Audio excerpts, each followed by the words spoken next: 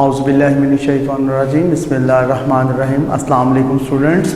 आज हम लोग 10th क्लास की फिज़िक्स में जो टॉपिक पढ़ने जा रहे हैं उसका नाम है जी वेव मोशन। आप लोगों को पता है कि वेव एक डिस्टर्बेंस है किसी भी मीडियम में, जिसकी वजह से मीडियम के जो पार्टिकल्स होते हैं वो अपनी मीन पोजीशन पे वाइब्रेटरी मोशन परफॉर्म करते हैं। अब हम देखेंगे कि डेली लाइफ में मुख्तलिफ़ किस्म की जो मोशंस हैं वो वेव मोशंस कैसे हैं। हम लोग देखते हैं सबसे पहले जी कुछ एग्जांपल्स। हमारे पास पानी का एक टब है, इसमें हम लोग क्या करते हैं, एक पेंसिल को डिप करते हैं। अब जब हम इस पेंसिल को पानी में अप एंड डाउनवर्ड मूव करवाते हैं तो अप एंड डाउनवर्ड मूवमेंट के नतीजे में पानी में मुख्तलिफ़ किस्म की सर्कुलर वेव्स पैदा होती हैं। जहाँ पे पेंसिल होती है उसी हिस्से पे वहाँ से वेव्स प्रोड्यूस होना शुरू होती हैं, जो कि सर्कल की शक्ल में फर्दर आगे बढ़ते हुए एक कॉर्नर से दूसरे कॉर्नर तक ट्रांसफ़र हो जाती हैं। अब जब हम पेंसिल को डिप करते हैं अप एंड डाउन, उसको मूव करवाते हैं, तो उसकी वजह से जो वाटर है, वाटर में एक डिस्टर्बेंस पैदा होती है। वो जो डिस्टर्बेंस है that produces waves in the form of circular form में वेव्स पैदा होती हैं, जो पेंसिल के साइड से स्टार्ट होती हैं और आहिस्ता आहिस्ता वहाँ से मूव करते करते दूसरे पॉइंट तक ट्रांसफ़र हो जाती हैं। तो हम कहते हैं अगर हम इन सर्कुलर वेव्स के ऊपर मुख्तलिफ फासलों पे कागज़ के छोटे छोटे पीसेस या फिर कोई भी कॉर्क CORK कॉर्क, छोटा सा कॉर्क प्लास्टिक का या रबड़ का कॉर्क, या फिर हम लोग कागज़ के पीसेस को मुख्तलिफ जगहों पे रख देते हैं, तो हम देखेंगे जैसे ही ये वेव्स ट्रांसफ़र होंगी इन कागज़ के पीसेस के पास या फिर जो कहते हैं कॉर्क के पास, तो जो कॉर्क होगा या कागज़ के पीसेस होंगे they will start to move up and down. वो ऊपर और नीचे अपनी पोजीशन पे रहते हुए ऊपर और नीचे मूव करना शुरू कर देंगे। अब जब वो ऊपर नीचे मूव करेंगे अपनी पोजीशन पे, तो हम ये कहते हैं कि जो कॉर्क है that is performing vibratory motion. वो क्या कर रहा है, वाइब्रेटरी मोशन प्रोड्यूस कर रहा है। तो इस एग्जांपल से हमें ये पता चलता है कि जो वाटर वेव्स होती हैं उसकी वजह से जो कागज़ के पीसेस हैं वो वाइब्रेट करते हैं इन वाइब्रेटरी मोशन, वो वाइब्रेटरी मोशन को परफॉर्म करते हैं। तो हम कहते हैं इस मोशन को क्या नाम देंगे, वेव मोशन। ऐसे ही आपके पास एक स्ट्रिंग है, सेकंड एग्जांपल। आप क्या करते हैं, स्ट्रिंग का एक साइड किसी फिक्स पॉइंट से अटैच कर देते हैं और दूसरी साइड से यहाँ से अपने हाथ की मदद से उसको मूव करवाते हैं up and down. Sorry.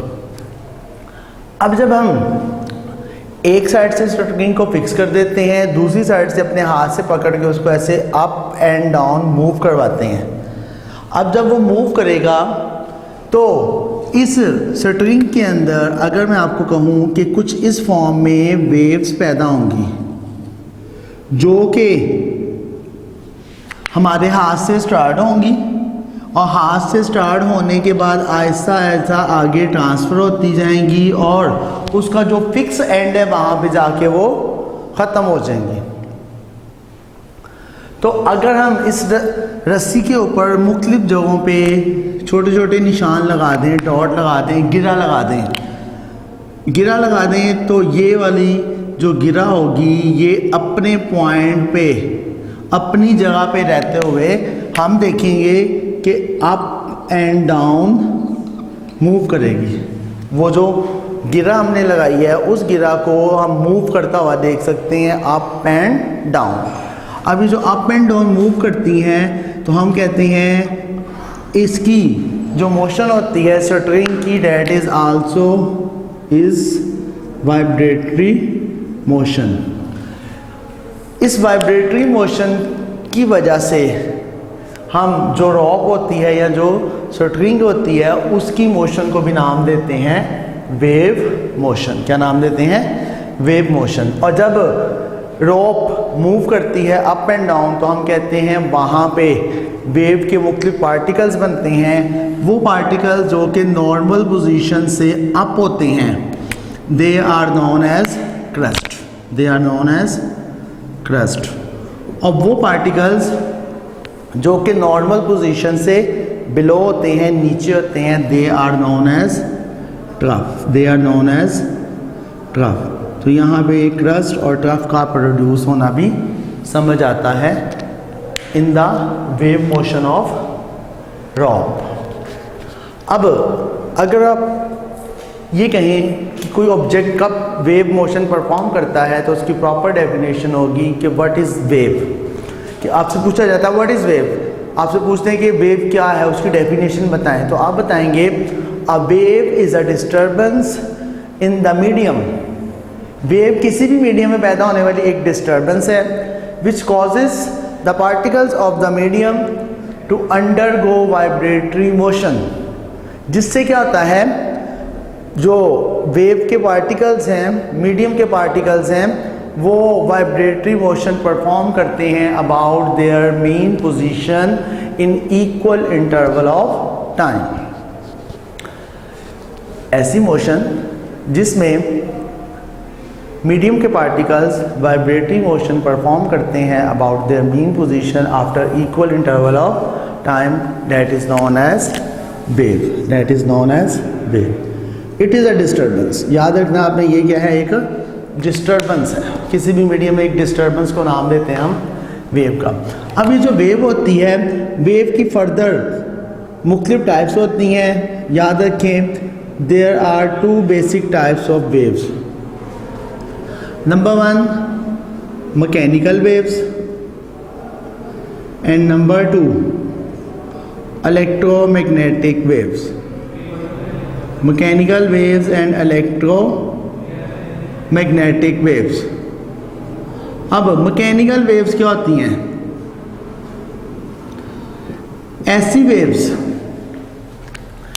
Waves की वो किस्म या ऐसी वेव्स जिनको एक जगह से दूसरी जगह ट्रांसफ़र होने के लिए और उनकी प्रोडक्शन के लिए, उनके पैदा होने के लिए और उनकी प्रोडक्शन के साथ साथ उनकी प्रोपिगेशन यानी एक जगह से दूसरी जगह ट्रांसफ़र होने के लिए किसी ना किसी मीडियम की ज़रूरत लाजमी होती है, उसे हम नाम देते हैं मैकेनिकल वेव्स। ऐसी वेव्स जिनमें जो मीडियम होता है that is must, medium is required. ऐसी वेव्स जिनमें प्रोड्यूस होने के लिए, जिनकी प्रोडक्शन और प्रोपिगेशन के लिए मीडियम का होना लाजमी होता है, they are known as mechanical waves.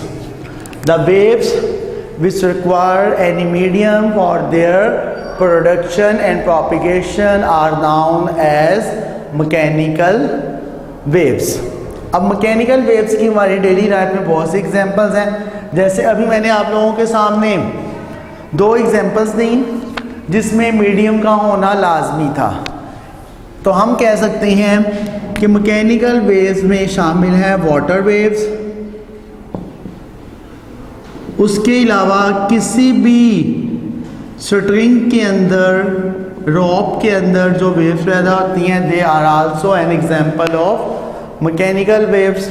इसके अलावा जितनी भी साउंड वेव्स होती हैं, they are also called mechanical waves. Mechanical waves की 3 टाइप्स मैंने यहाँ 3 एग्जांपल्स यहाँ पे बताई, वाटर वेव्स, स्ट्रिंग वेव्स और साउंड वेव्स।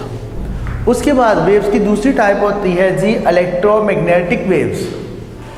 ऐसी वेव्स जिनकी प्रोडक्शन और प्रोपिगेशन के लिए मीडियम का होना ज़रूरी नहीं होता, उन्हें हम नाम देते हैं इलेक्ट्रोमैग्नेटिक वेव्स।